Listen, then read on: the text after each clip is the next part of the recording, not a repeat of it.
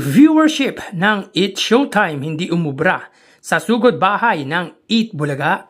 Yan ang pag-uusapan natin sa highest views at prizes given nila kahapon. Pero bago yan mga kaparokya, humiling ako na pakisubscribe ang aking YouTube channel.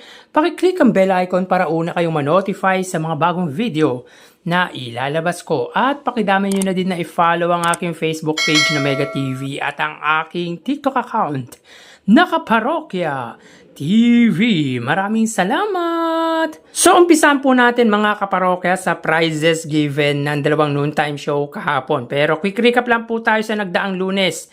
Sila po ay nakapamahagi ng total of 245,000 pesos kung saan ang 30,000 dito ay galing po sa Eat Showtime at 215,000 naman po sa Eat Bulaga. So, punta po tayo sa araw ng Martes. So, dito may kita po natin sa data na ang Eat Showtime ay may 20,000 pesos. But upon watching sa live Facebook ng Eat Showtime, sila po ay nakapamahagi ng total of 35,000 pesos. Sa 35,000 mga kaparokya, ang 20,000 po ay galing sa breadwinner and the breadwinner is plus cellphone, Noche Buena, and Media Noche package, home and kitchen package at hairstyling package. 15,000 naman po sa tawag ng tanghalan with a total of 35,000 pesos. Sa Eat Bulaga naman po, dito may kita po natin sila po ay may 220,000 pesos na naipamahagi. Dito po, ang 20,000 ay galing po kay Miles Ocampo, 20,000 sa Pera Fee segment, 15,000 sa O Baby Contest, 5,000 sa Mr. Hot Gulaman, 90,000 sa Sugod Bahay mga kapatid segment, 55,000 sa Gimme 5, at 20,000 naman po sa Bawal Judge Mental Kaba. So, sila po ay may combined prizes na ipinamahagi kahapon na 255,000 pesos. Meaning to say mga kaparokya, in today's episode, from Monday to Tuesday or Lunes hanggang Martes, sila po ay nakapamahagi ng total of 500,000 pesos. Sa 500,000 mga kaparokya, 65,000 lamang ang naipamahagi ng Eat Showtime at 435,000 naman po sa Eat Bulaga. So pagdating sa prizes ay makikita mo talaga ang pagitan ng dalawang noontime show kung sino po ang mas maraming or mas malaking papremyo ang naipamimigay. So, punta naman po tayo sa highest views na nakuha ng dalawang noontime show kahapon. So, sa oras na 1:14 p.m. sa segment na And the Breadwinner is kung saan si Winwin Marquez ang siyang celebrity guest contestant kahapon. At under po yan sa main YouTube channel ng Eat Showtime na ABS-CBN Eat Showtime na may 2.47 million subscribers. Sila po ay may 78,000 highest views. So ito po ang peak ng Eat Showtime pagdating sa kanilang segment na And the Breadwinner is. At ito po ang pinaka-peak talaga ng viewership ng Eat Showtime.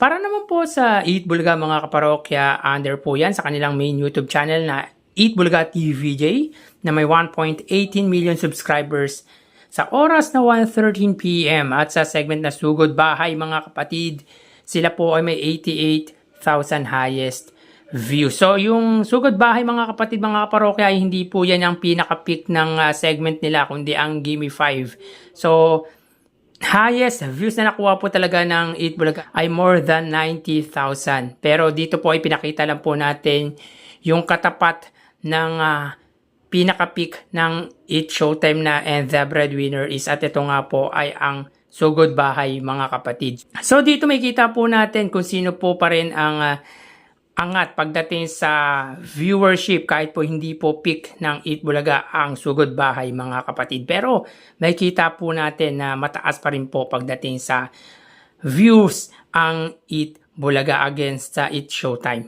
So ulitin po natin, ang Eat Showtime po ay may 78,000 highest views at ang Eat Bulaga sila po ay may 88,000 viewers. Pero po ang pinaka-highest views na nakuha po ng Eat Bulaga kahapon ay more than 90,000 sa segment na Gimme 5. So tara ating alamin ang online viewership ng dalawang bigating noontime show. Para sa Eat Bulaga Under TVJ Facebook page na may 2.7 million followers at sa Eat Showtime naman na may 18 million followers. So as of 1:33 PM ang Eat Showtime po ay may kasalukuyang segment na And the Breadwinner Is. So hanapin po muna natin ang live ng Eat Showtime. Samantalang ang Eat Bulaga naman po, sila po ay may segment na Gimme 5. So dito makita po natin ang Eat Showtime po ay may 5,500 viewers. Samantalang ang Eat Bulaga naman po ay may 4,500 live viewers. So again, as of 1:33 PM ang Eat Showtime ay may 5,500 viewers at ang Eat Bulaga naman po ay may 4,500 live viewers. So punta naman po tayo sa TV Network YouTube channel ng dalawang noontime show. Para po sa Eat Bulaga under TV5 Philippines, so hanapin po muna natin na may kasalukuyang subscribers na 2.17 million at sa Eat Showtime naman po under GMA Network YouTube channel na may 37.3 million. So as of 1:34 PM ang Eat Showtime under GMA Network, sila po ay may 18,000 viewers. Ang Eat Bulaga naman po under TV5 ay may 30,000 live viewers. So again, as of 1:34 PM ang Eat Showtime under GMA Network, sila po ay may 18,000 viewers at ang Eat Bulaga naman po under TV5 ay may 30,000 viewers. So punta naman po tayo sa main YouTube channel ng dalawang noontime show. Para po sa Eat Showtime under ABS-CBN Eat Showtime na may 2.47 million subscribers at sa Eat Bulaga naman po under Eat Bulaga TVJ YouTube channel na may kasalukuyang subscribers na 1.18 million. So as of 1:35 PM ang Eat Showtime, sila po ay may 73,000 viewers. Ang Eat Bulaga naman po, sila ay may 90,000 live viewers. So again, as of 1:35 PM ang Eat Showtime, sila po ay may 73,000 live viewers at ang Eat Bulaga naman po ay may 90,000 live viewers. So bali, ang total na nakuha ng dalawang noontime show ay mga kaparokya, bago natin ibigay ang total live viewers na nakuha ng dalawang noontime show ay humiling ako na pakisubscribe po ang aking YouTube channel.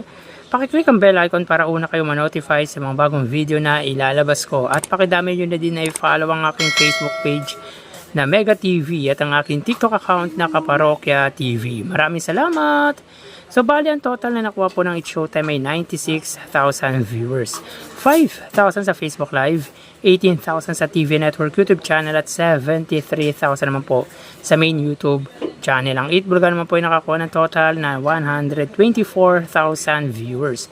4,000 sa Facebook Live, 30,000 sa TV Network YouTube channel at 90,000 naman po sa main YouTube channel. So again, ang Eat Showtime ay may total na 96,000 viewers at ang Eat Bulaga naman po ay 124,000 total live viewers. So yan po lumalabas sa kanilang online viewership as of 1:37 PM. At mamaya ho, magbabalik pa po tayo sa ikalawang bahagi or sa huling bahagi ng ating online views update ng dalawang noontime show. Magpapaalam na po muna pansamantala. Magsiingat po tayo. Thank you and God bless.